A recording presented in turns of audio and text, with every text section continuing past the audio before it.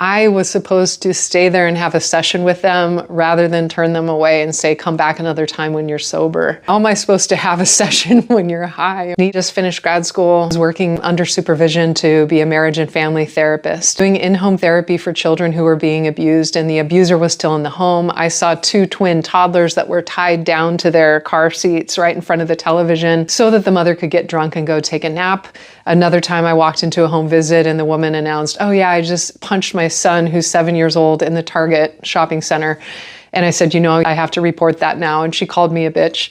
I did gang diversion, where as a mid-20-year-old girl, I was convincing gang members to not be in gangs anymore. Courts mandated thieves to come see me so that they would decide not to be a thief anymore.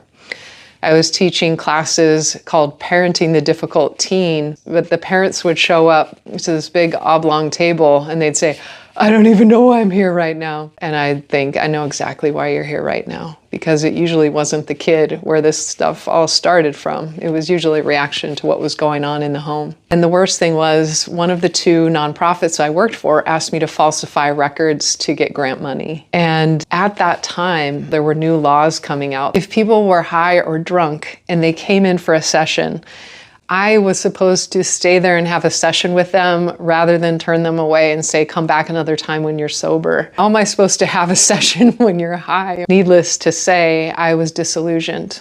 And I decided to become a yoga teacher, meditation teacher instead. I thought I could affect more change in 1 hour than I could with all this talk therapy where people didn't want to be there. But something interesting happened a decade ago, which caused me to change my entire career.